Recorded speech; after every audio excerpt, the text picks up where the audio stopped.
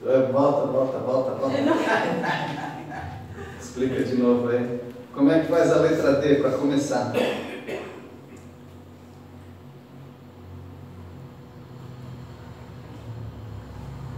Assim. Indicador para cima e segurando. Indicador para cima, aí você fecha aqui. Assim. Aí depois faz o C. C. Aí vem, põe aqui por trás. E traz para frente. Isso é culto. Obrigado. Esse D é de Deus? D de Deus. Ah, certo. Aí a Obrigado.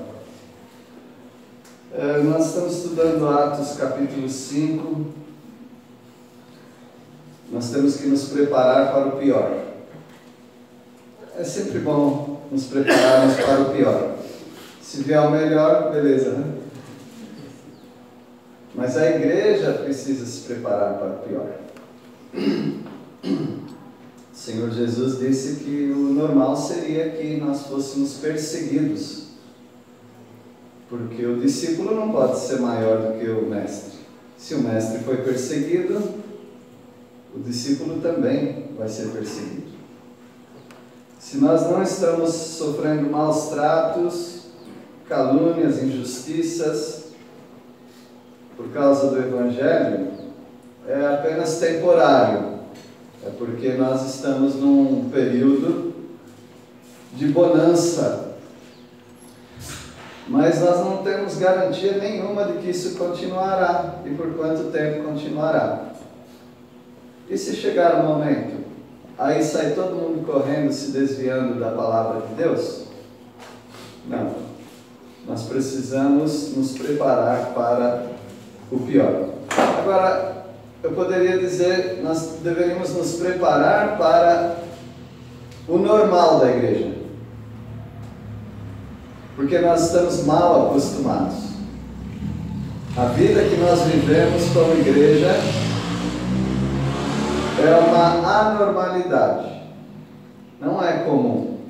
O que nós temos aqui no Brasil, em vários lugares do mundo, não é comum.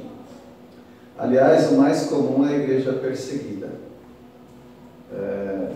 Vez por outra a gente trazia, né? Nós trazíamos algumas informações fornecidas pela missão Portas Abertas, mas ultimamente não temos feito isso. Mas isso não quer dizer que a missão Portas Abertas ainda não continua com o seu objetivo, que é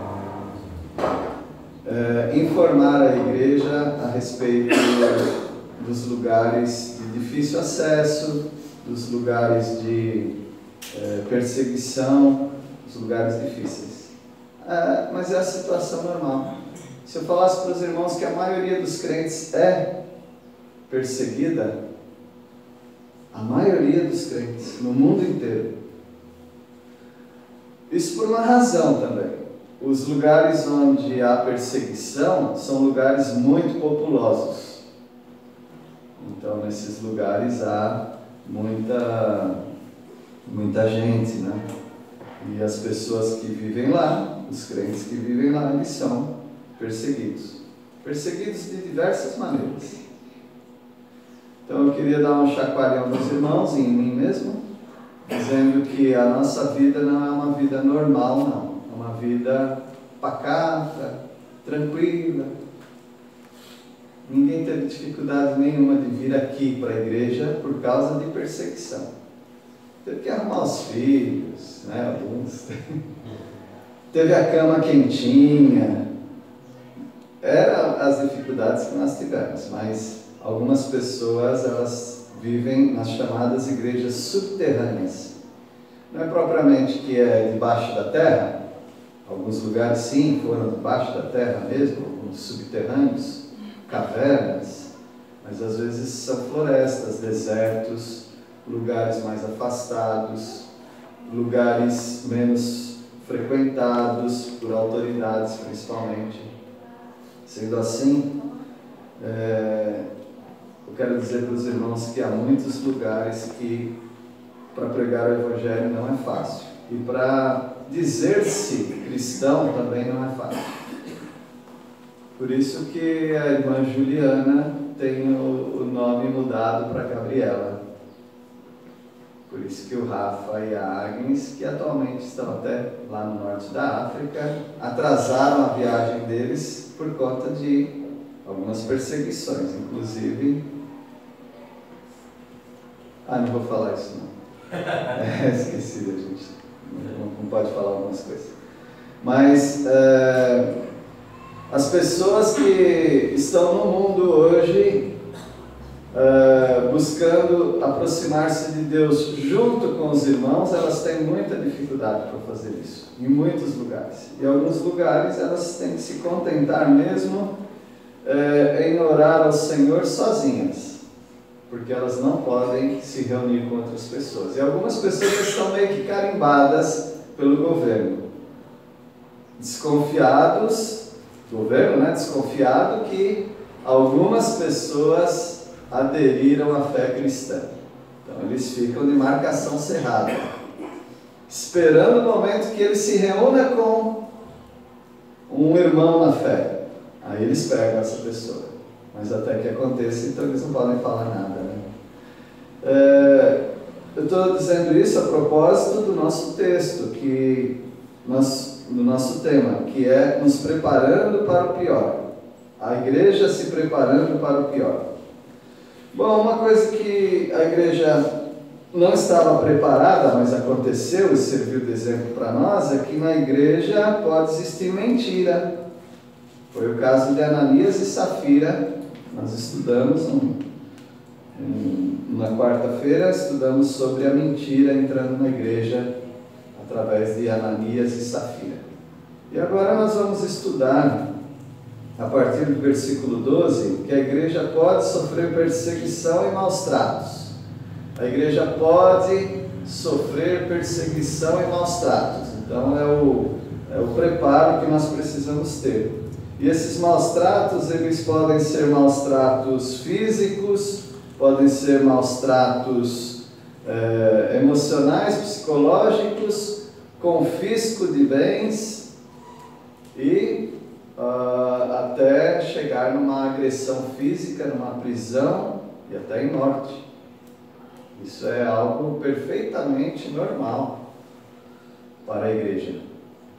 Não tem sido normal para nós. Eu não vou reclamar não, vou agradecer ao Senhor e aproveitar enquanto nós temos oportunidade. A palavra do Senhor nos diz lá em 1 Timóteo 2, versículo 2, que nós temos que orar pelos reis, autoridades, pessoas investidas de autoridade, porque elas que decidem isso, né? Sobre nossa liberdade religiosa. E a razão que o Senhor nos dá para fazer isso, uma das razões é porque é bom e aceitável diante de Deus. Isso já basta para nós orarmos pelas autoridades. Mas Ele dá também uma razão que tem a ver conosco, para que vivamos vida mansa e tranquila. Ou a igreja brasileira ora muito, ou nós estamos, pela misericórdia de Deus, vivendo um período assim. Um período manso e tranquilo. Como nós somos mal acostumados, qualquer pessoa que falar uma vírgula contra a nossa igreja, a gente já acha que é perseguição religiosa. Se uma pessoa não pede alvará para a prefeitura para fazer um culto ao ar livre, numa praça, depois chega ali pessoas da prefeitura ou da polícia, talvez, falando, vão dispersando daí. A gente fala, perseguição religiosa. Era só você ligar para alguém, era só você ir na prefeitura e falar com alguém responsável e pedir um alvará para se reunir. Quem sabe eles mandariam até uma viatura de polícia para encostar lá e estar no evento. Então, meus irmãos, nós estamos muito mal acostumados e somos até melindrosos, achando que tudo é perseguição. A palavra do Senhor diz que se você fizer o certo, não há o que temer.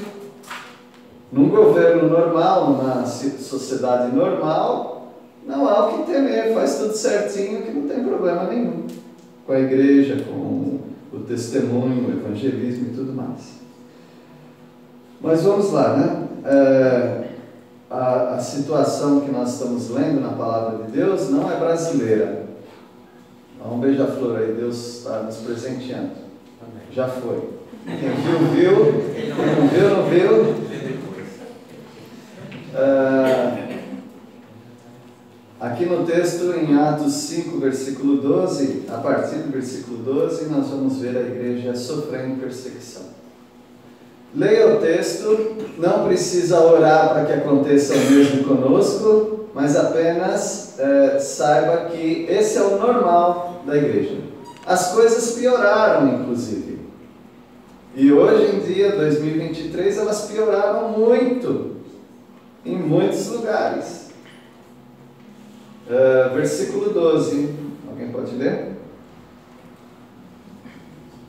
Muitos sinais e prodígios eram feitos entre o povo pelas mãos dos apóstolos.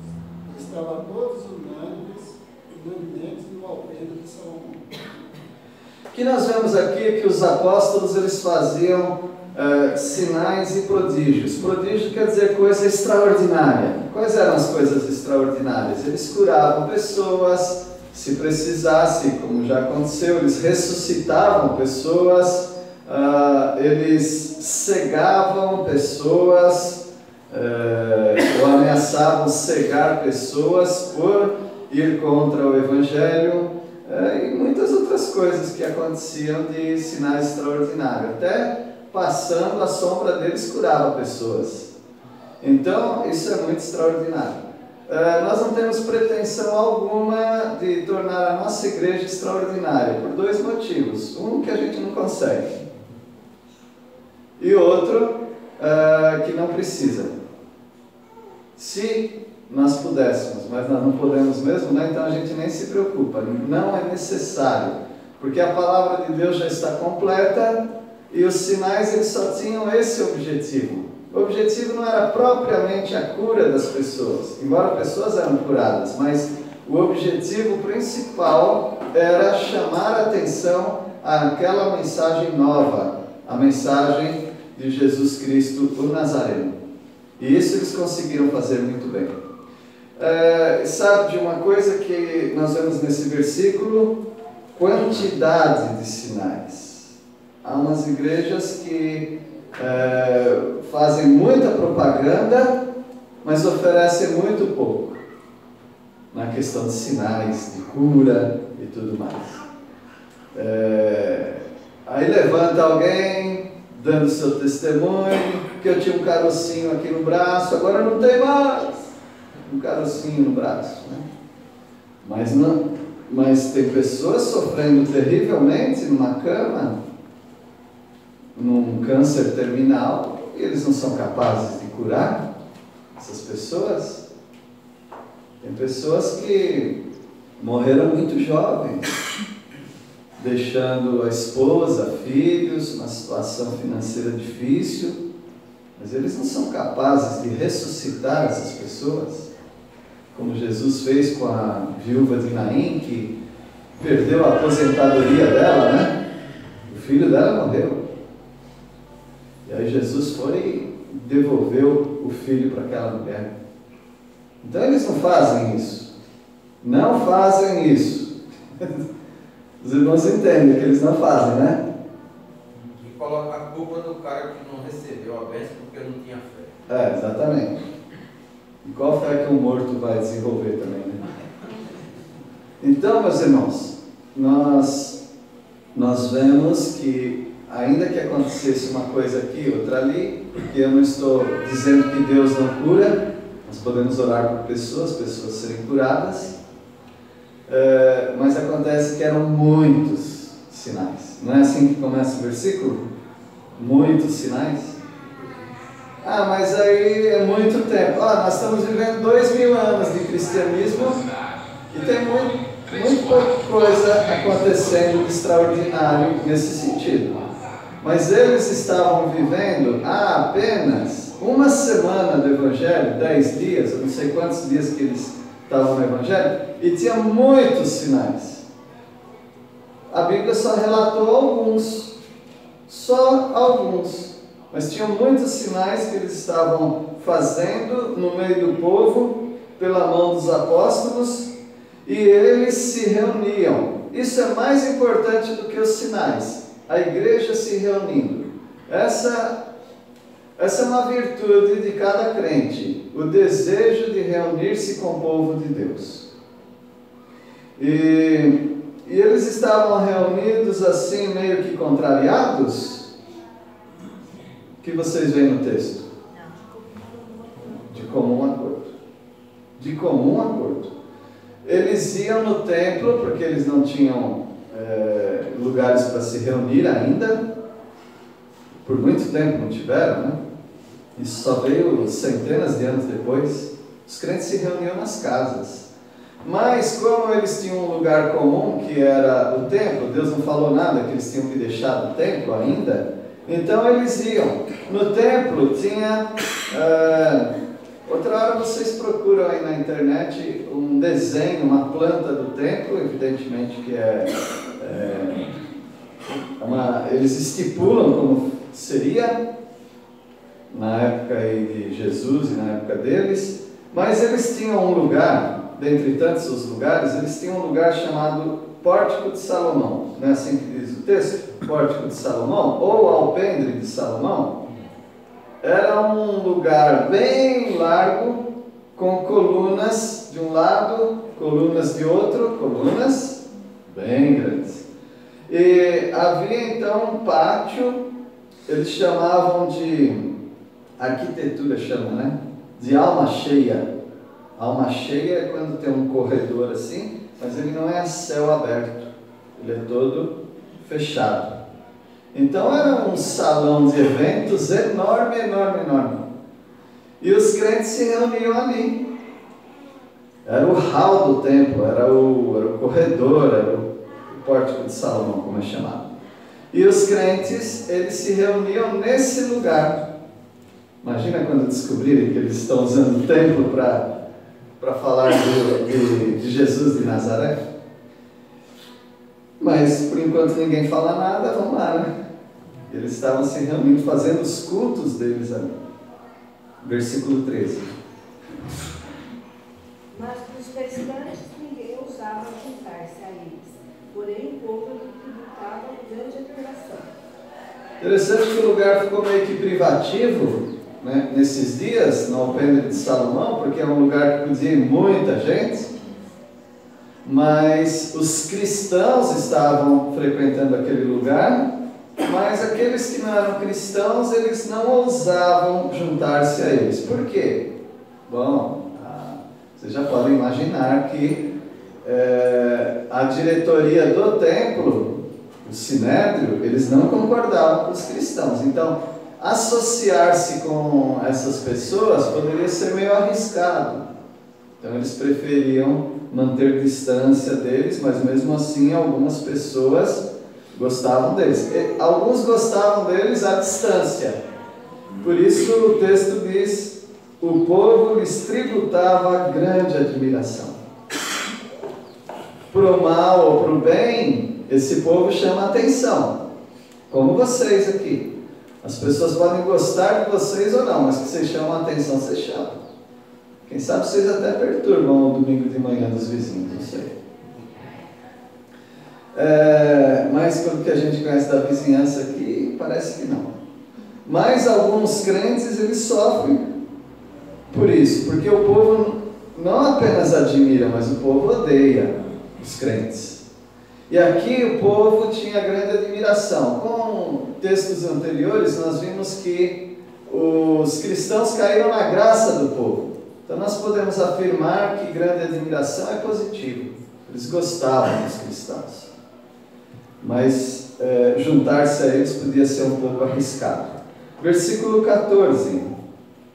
E crescia mais e mais a multidão de crentes, tanto homens como mulheres, agregados ao Senhor.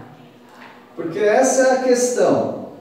Você pode manter distância de um crente, mas se você olha o testemunho dele, quando você tem problemas, ele sabe como resolver os problemas, você acaba se achegando aos crentes. E ao achegar-se aos crentes, alguns dias, em algum tempo, essa pessoa se converte. Acontece muito isso, muito. Acontece nas nossas igrejas, acontece no campo missionário, acontece em muitos lugares.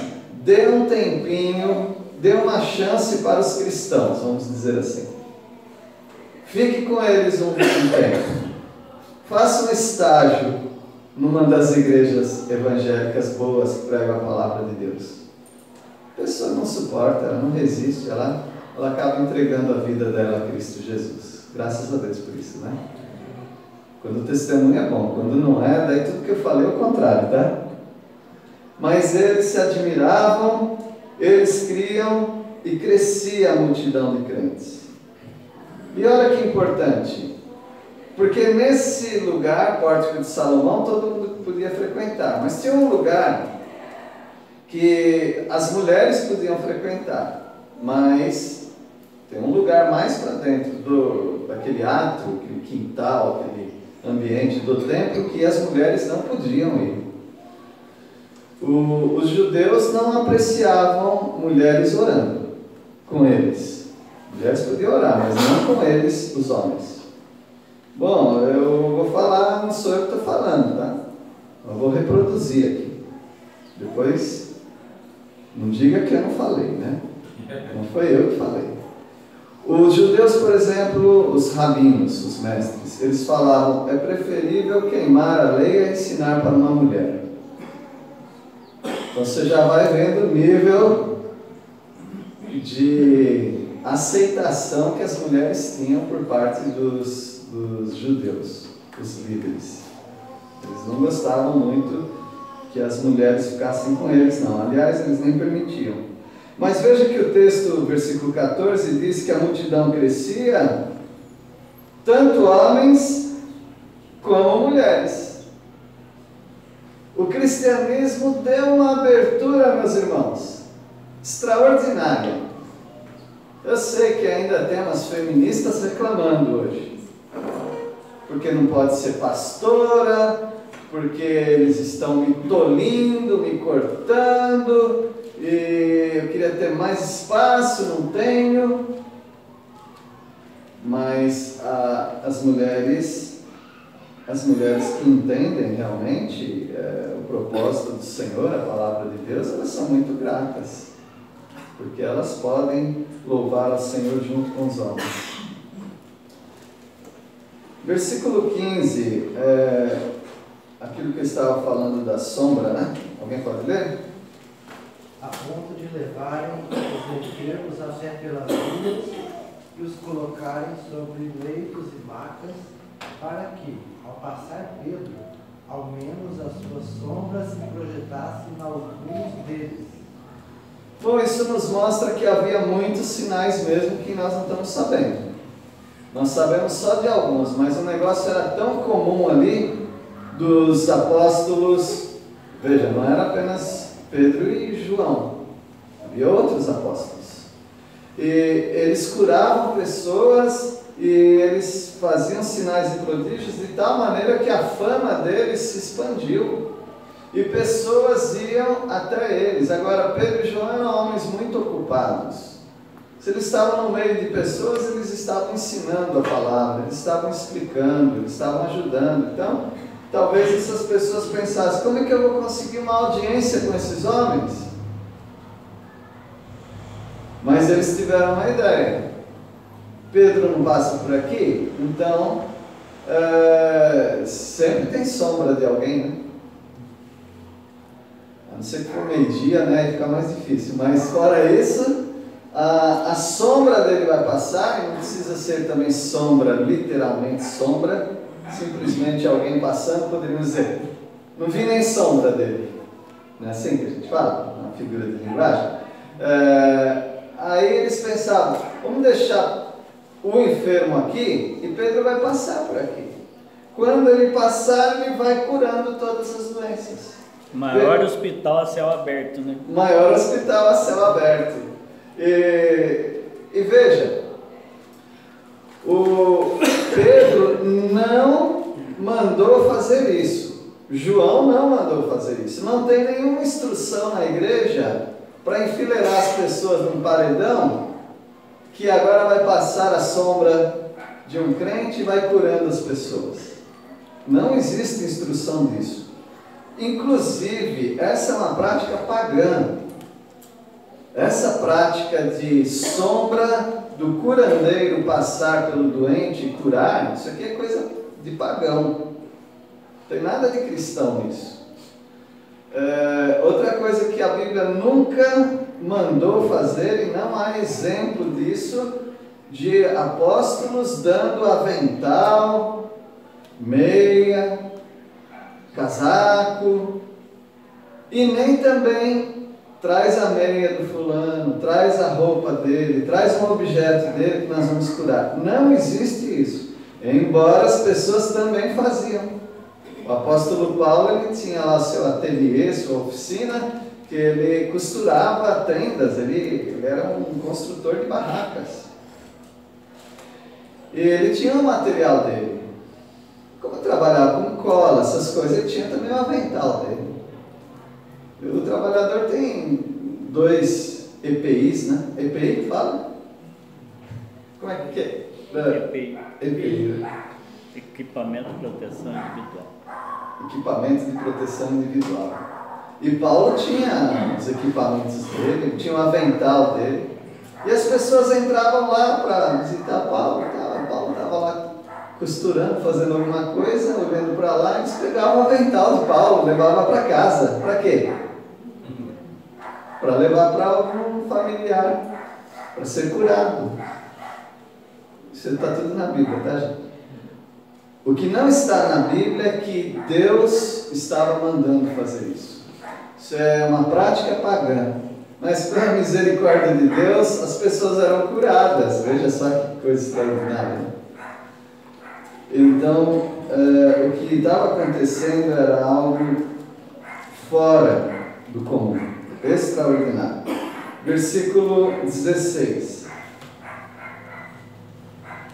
Muita gente vinha das cidades ao redor de Jerusalém, trazendo doentes e atormentados por espíritos impuros, e todos eram curados. Aqui a fama se expandiu. A fama foi além de Jerusalém. E aí as pessoas faziam caravanas para levar os doentes para Pedro, João e os demais apóstolos curarem. E o Senhor Jesus previu que isso ia acontecer. Ele disse que isso iria acontecer. Inclusive até Jesus falou mais. Vocês vão tomar veneno e vocês não vão morrer. Jim Jones, anos passados, né, criou lá um acampamento, uma seita, e o FBI foi lá, porque havia desconfiança disso quando chegou, né, nos Estados Unidos, o FBI, Polícia Federal lá, chegou e estavam 200 cadáveres, todos mortos, porque ele levou todo mundo a se matar, inclusive ele, né? Eles se mataram, se envenenaram. Agora, o Senhor Jesus disse para os apóstolos: vocês poderão tomar veneno e não vão morrer. Era muito extraordinário o que acontecia. Isso me lembra de Sophia Miller, que evangelizou os índios no norte do país, né? Tribuningatu, Uerequena, Curipaco, Baniwa. Você foi lá já, Maria? Já foi lá? Foi. Uhum. Então, e quiseram envenenar a missionária. E aí deram veneno para ela. Ela teve uma disposição estomacal, assim, por causa do veneno, e vomitou. E as galinhas vieram comeram do vômito dela e as galinhas morreram. Deus protegeu aquela irmã. Então, meus irmãos, o que acontecia com os apóstolos realmente não é algo que dá para ser imitado. E as pessoas realmente elas iam e eram curadas. Todas eram curadas. Eu falei que nem todos eram curados, a Bíblia diz que todos eram curados. Todos os que iam. Assim como Jesus, né? Ninguém ficou doente na frente de Jesus. Sabia que nunca ninguém morreu na frente de Jesus? Os ladrões da cruz tinham que esperar Jesus morrer. Ele tinha que morrer antes deles, porque ninguém nunca morreu na frente de Jesus.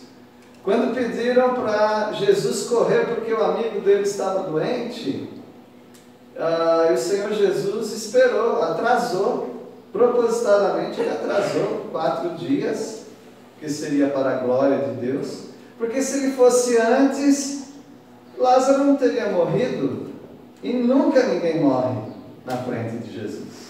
Aí ele teve que esperar Lázaro morrer. Então, meus irmãos, o que está acontecendo com os apóstolos é simplesmente a continuidade do ministério de Jesus. Versículo 17.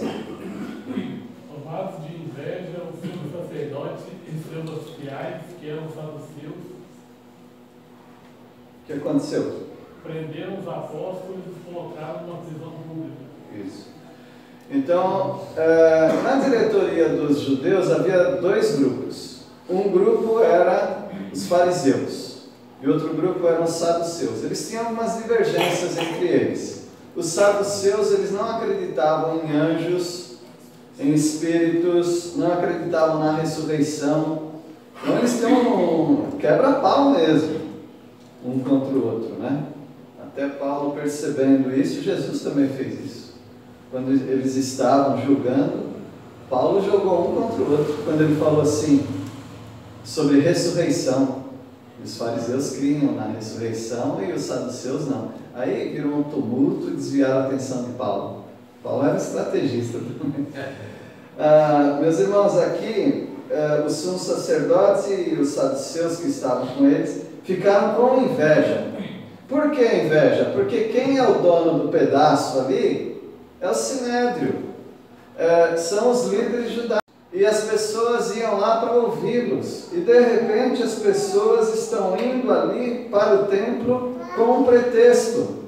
Eles falam que vão no templo para adorar a Deus e vão, né? Só que eles querem aproveitar a presença dos apóstolos e dar uma espiadinha ali no alpendre de Salomão, no pórtico de Salomão, para aprender diferente.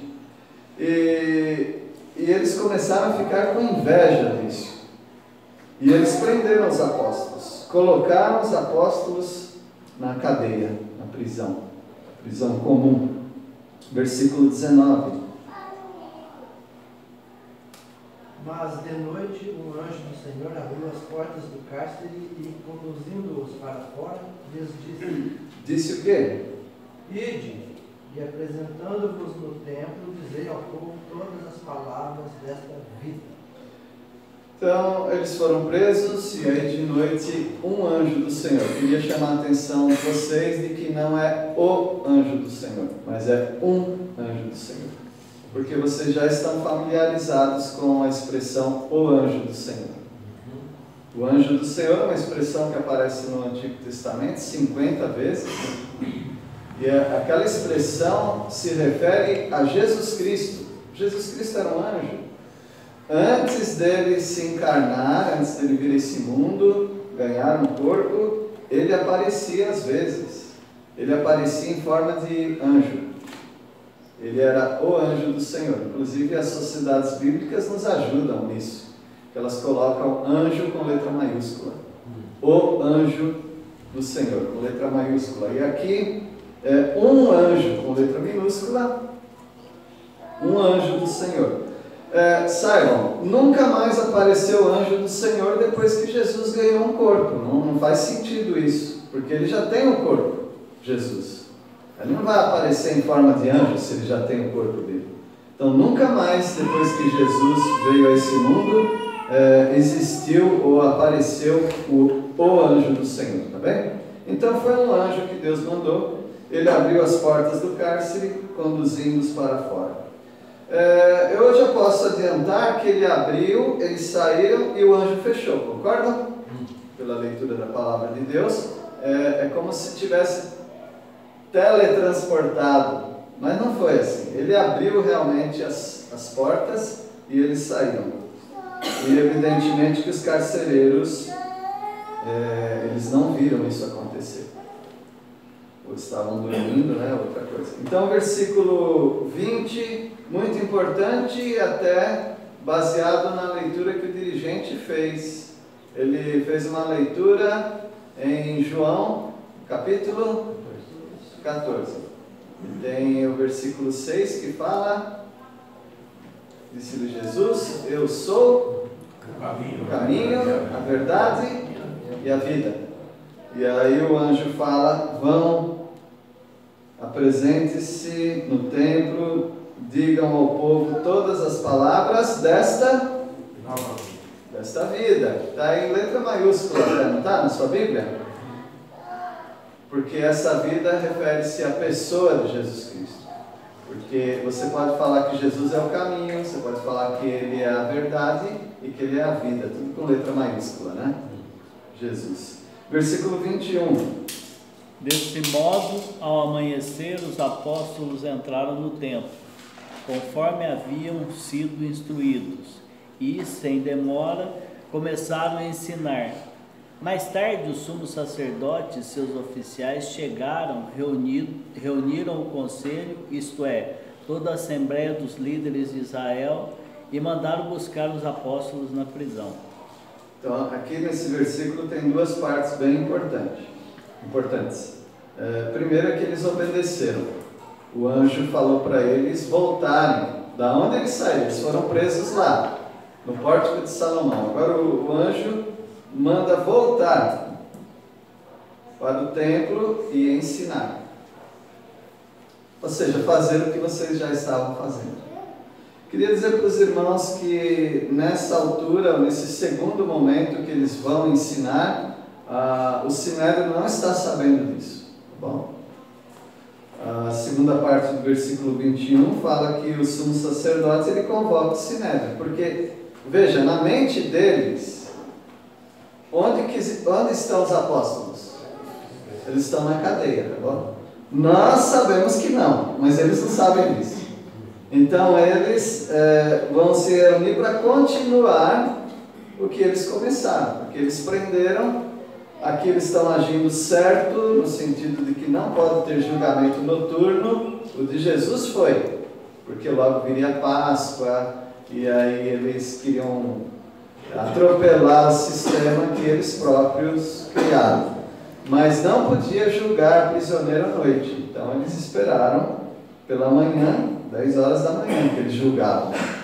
Aí eles iam buscar os prisioneiros, né, os apóstolos. Mas agora eles não estão apenas no Sinédrio. O Sinédrio é composto de 70 pessoas mais uma, que é o sumo sacerdote. Mas aqui é todo o Senado, ou seja, não é apenas o Sinédrio, mas também os outros líderes. Aí os outros líderes, você tem líderes do templo, e você tem também anciãos, são juízes, que julgam causas menores do que o Sinédrio. Então o auditório ali estava repleto. Todo mundo queria ouvir aqueles apóstolos para condená-los. Mas o que acontece, versículo 22, quando os guardas vão para lá? Mas os guardas indo não o acharam no quarto, e tendo voltado, relataram.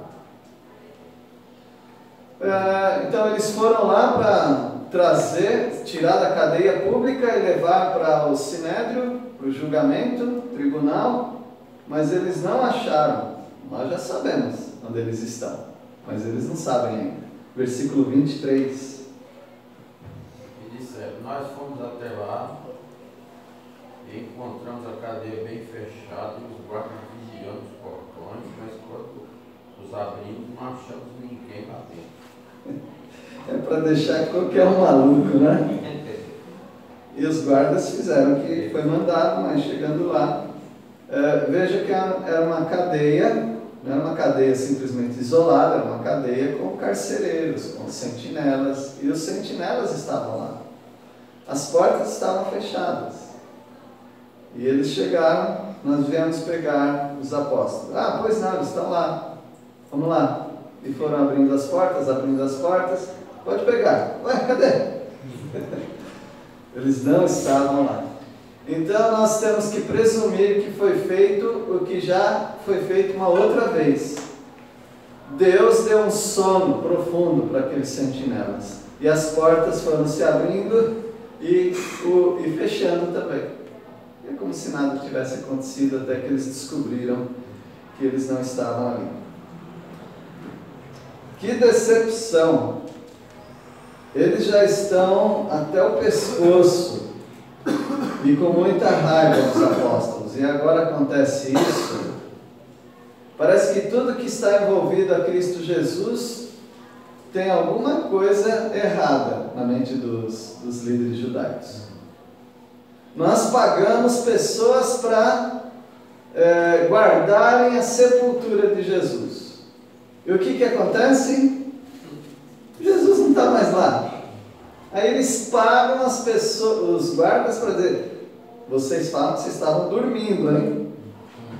Até a gente resolver essa questão do sumiço do corpo de Jesus. Agora acontece a mesma coisa, praticamente a mesma coisa, né? Porque os apóstolos somem da cadeia. O que eles vão fazer agora? E outra, qual o paradeiro deles? Onde eles estão? Será que, igual aos filmes que a gente gostava de assistir, gosta ainda, né? Que vem os bandidos com os cavalos e amarra as cordas na gradinha lá e puxa, né? Pica-pau tem muito disso, né, Joãozinho? Lembra? Pica-pau? Pega lá o pé de pano e arrebenta, mas não tem nada quebrado. Então o que aconteceu foi algo extraordinário de novo. Mas lembre-se, muitos sinais e prodígios eram feitos. Não apenas cura, não apenas ressurreição, mas também isso, de saírem sem suspeita nenhuma, saírem de uma cadeia. David Copperfield ia ficar com inveja, né, Jonas? O Rodin. Quem que eram esses aí? Explica para nós. Escapavam de correntes, Ilusionistas, né? Escapavam de caixa, jogavam caixa no meio do mar, acorrentados, eles saíam. Então o que aconteceu com esses homens? Eram ilusionistas? Versículo 24. Quando o capitão do templo e os principais sacerdotes ouviram estas informações, ficaram perplexos a respeito deles e do que viria a ser isso. O capitão do templo. Então você vê que tem sacerdotes, tem sumo sacerdote, tem os anciãos, tem os guardas do templo, tem o capitão do templo. Então eles estavam muito bem preparados naquele tribunal. E eles ficaram perplexos com o que aconteceu, conforme o texto nos diz, né? Versículo 25. E chegando, anunciou-lhes, dizendo: eis que os homens que encerrastes na prisão estão no templo e ensinam o povo. Era melhor não ter essa informação, né? Era melhor pensar que eles foram abduzidos, até foram levados. Quem sabe o Jesus de Nazaré mesmo levou essa turma e resolveu o nosso problema. Mas não, pessoas vieram ali informar que aqueles homens que estavam presos não estão mais presos. Aí eles falavam: que não estão mais presos a gente já sabe. O que você tem de informação? Eles estão lá no templo ensinando. Tem uma teoria de assassinato em crimes que um assassino muitos assassinos, eles voltam à cena do crime. Em muitos filmes, às vezes, vê aquele cordão de isolamento lá onde houve o crime, e tem lá no meio quem? No meio do povo, o assassino.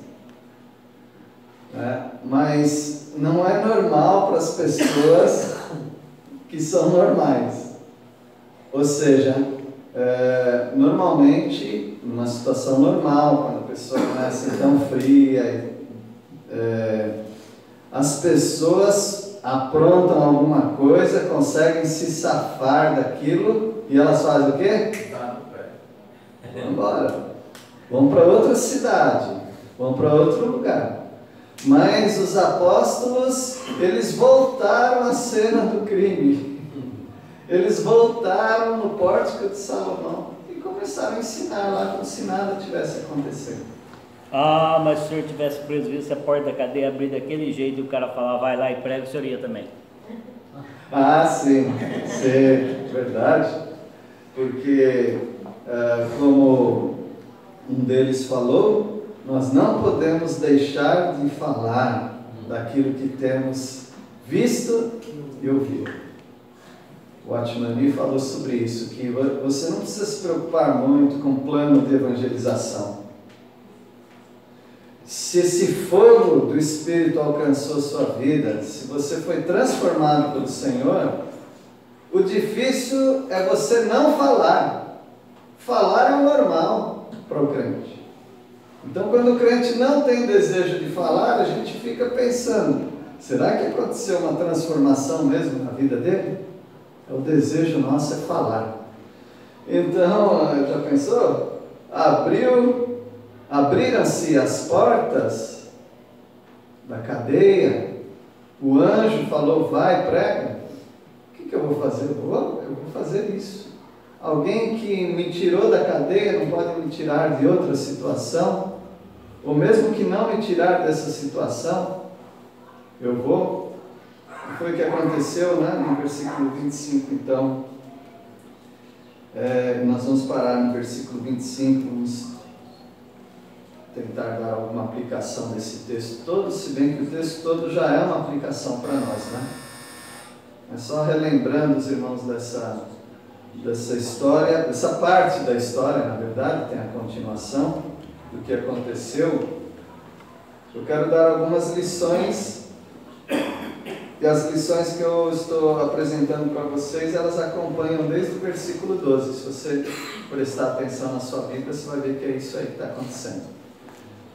Uma lição: comum acordo. Nós precisamos andar de comum acordo. Concordam com isso? Então estamos em comum acordo? A outra lição: o povo vai nos admirar. Numa situação normal de bom testemunho, o mais normal é que os incrédulos admirem sua vida. Eles não vão te odiar. Alguns vão, né? Mesmo sem explicação. Mas se você andar com bom testemunho, as pessoas vão gostar de você. Crescimento. É muito preocupante igrejas que não crescem. E é mais preocupante igrejas que definham. Em vez de crescer, elas vão diminuindo. Isso é muito preocupante, porque não é assim que acontece. Agora, tem outras culturas que é muito mais difícil, muito mais demorado. Mas depois que as pessoas começam a se converter nessas culturas, aí começa a se converter um monte. Isso quando não se converte tudo de uma vez, uma aldeia toda, 200 pessoas de uma vez. Mas enquanto tem gente nascendo, crescendo, se mudando, as igrejas crescem. Alguém disse, é um bom negócio abrir uma igreja. Mas eu não estou falando do crescimento desonesto. Estou falando do crescimento pela palavra mesmo. É comum. A gente não busca números, não. Mas eles acabam acontecendo pelo crescimento próprio da igreja. Nós vemos também, outra lição, é que é possível, mas não é sugerido. É possível que haja curas extraordinárias, mas nada é sugerido. Por exemplo, a sombra dos apóstolos passando. Como hoje, pode acontecer curas. Mas não é sugerido que a gente faça isso. Se alguém for curado, a gente orou e tudo bem, mas não tem campanha de cura, semana da libertação. Não existe isso. A igreja ela não existe para isso. Nós vemos também fama. O cristianismo não tem mais como ter mais fama do que tem no mundo inteiro. Mas alguns lugares ainda precisam ouvir de Jesus. Nós vimos também que anjo do Senhor aqui não é aquele anjo do Senhor do Antigo Testamento. Vimos que vida, quando o anjo fala para anunciar as palavras desta vida, é o mesmo que dizer anunciem as palavras de Jesus, porque Jesus é o caminho, a verdade e a vida. Nós vemos aqui também nesse texto uma lição para nós, uma obediência corajosa. Normalmente nós somos obedientes, como crentes. Resta-nos saber se nós somos obedientes de modo corajoso, no modo que oferece algum risco para nós, se nós somos obedientes ainda. Vimos também o cárcere vazio, nós nos lembramos do sepulcro vazio também, de Jesus. Vimos também uma palavra perplexidade. As pessoas ainda estão perplexas com o Evangelho, como ele pode transformar famílias e vidas. Se na sua vida essa palavra difícil já sumiu, perplexidade, seria bom você buscar de novo. Porque a vida do cristão é uma vida que causa perplexidade nos outros. E nós mesmos. A gente fica impressionado com o que Deus já tem feito nas nossas vidas. E a gente pensa, será que Deus ainda tem algo no estoque dele de bênçãos? Aí ele vem com uma nova bênção para nós. Muito mais. Amém. Então, e vimos também algo que não é comum, não é necessário por enquanto, mas pode ser que um dia seja. Esse é um tema que daria uma escola dominical inteira para falar. Desobediência civil. Desobediência civil. Por enquanto nós pregamos obediência civil. Porque tudo que nós temos no nosso governo, quase tudo, nós podemos obedecer sem problema nenhum. O que eles estão exigindo de nós atualmente? Que sejamos bons cidadãos, que paguemos nossas contas, paguemos nossos impostos. Então vamos fazer tudo o que eles estão nos mandando. Não importa qual governo, não importa em quem você votou, isso não faz diferença nenhuma. Temos que orar por eles, pela salvação deles, pela sabedoria para conduzirem o povo. Mas se um dia precisar, a gente desobedece. Nós não estamos precisando agora, tá? Opa, nós vamos deixar de fazer algumas coisas, o pastor falou que está liberado. Não tem nada atualmente, quase nada, que nos faça desobedecer. Pode ser que chegue o dia, mas a desobediência civil é algo que está também na agenda do crente. Nós temos que nos preparar para o pior. Que Deus abençoe os irmãos. Amém. Senhor, agradecemos porque na Tua palavra nós temos incentivo para a vida cristã. Algumas coisas nós só observamos de longe ou na leitura da Tua palavra, mas nós não temos a mínima experiência disso. Se um dia precisar, nós sabemos que a Tua graça estará conosco, assim como esteve com os apóstolos. Nós agradecemos por essa igreja, pela liberdade que nós temos nessa cidade, nesse país, e queremos que continue assim, ó Deus. Nós oramos ao Senhor, agradecemos pelo Teu Filho amado Jesus. Amém. Amém.